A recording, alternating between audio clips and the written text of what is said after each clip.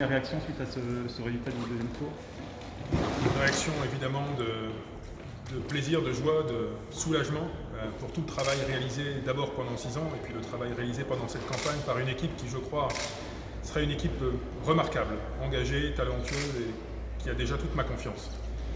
Un petit regret évidemment de ce score qui n'est pas la majorité absolue dans une élection quadrangulaire. Je crois que Douai n'avait jamais connu cette configuration au deuxième tour. On avait eu 3 listes au deuxième tour, jamais 4, ce qui explique évidemment la répartition plus grande des voix sur un plus grand nombre de listes.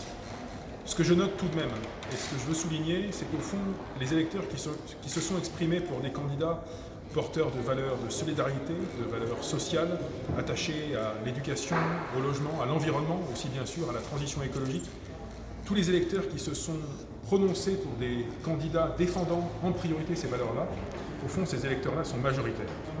Et je veux leur dire à tous qu'ils se soient portés sur notre liste ou sur l'autre liste de gauche, que leurs idées seront défendues, que leurs priorités seront soutenues et qu'ils auront évidemment toute l'écoute d'une municipalité qui désormais doit travailler pour toutes les Douaisiennes et tous les Douaisiens. Le conseil municipal va bientôt être installé. Pour vous, en tant que maire, quelle va être votre priorité dès les premiers jours de ce nouveau mandat? Dès les premiers jours, ce sera au fond d'abord d'installer la gouvernance, de définir la composition du bureau municipal, de construire le premier conseil municipal de plein exercice, puisque celui du 5 juillet n'est qu'un conseil d'installation. Au-delà de ça, au-delà de ces moments-là nécessaires, les priorités, ce sera justement de déployer ce que nous avons annoncé comme prioritaire pendant la campagne, à savoir la solidarité. Et je crois que dès cet été, on peut sans doute travailler sur un certain nombre d'événements, mais aussi de chantiers pour les jeunes, pour toutes les personnes pour qui le confinement a été particulièrement douloureux, particulièrement compliqué. Je crois que la solidarité, ça va être un maître mot, surtout cette année et dans les années qui viennent, après la crise que nous venons de connaître. Je crois que l'éducation va être aussi un enjeu majeur, ne serait-ce que parce qu'il faut évidemment préparer une rentrée 2020, mais que nous avons beaucoup à travailler peut-être sur les tarifs, peut-être sur les services offerts aux familles dans nos écoles, dans nos activités périscolaires, pour que là encore, ce soit des services de la plus grande qualité possible et accessibles au plus grand nombre. Et puis, peut-être lancer, pas peut-être, mais certainement dès 2020, lancer 2 priorités qui en réalité sont déjà sur les rails, qui en réalité sont déjà pratiquement au milieu du gué.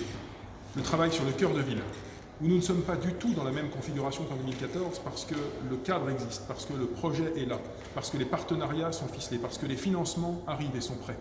Donc ce projet de cœur de ville va redémarrer sur des chapeaux de roue et avancer à marche beaucoup plus rapide dans ce mandat-ci.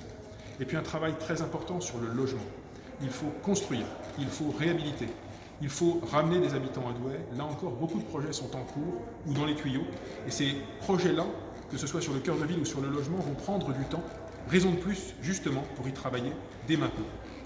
Et puis évidemment, tout le travail que nous faisons sur la transition écologique va se poursuivre, être accentué, accéléré. Nous avons peu d'années devant nous pour réussir à rendre Douai plus résiliente, à résister aux fortes chaleurs de demain, à lutter contre l'érosion de la biodiversité. Nous allons devoir boiser davantage Douai, nous allons devoir déminéraliser les cours d'école, nous allons devoir passer aux 50 puis aux 100% bio dans les cantines.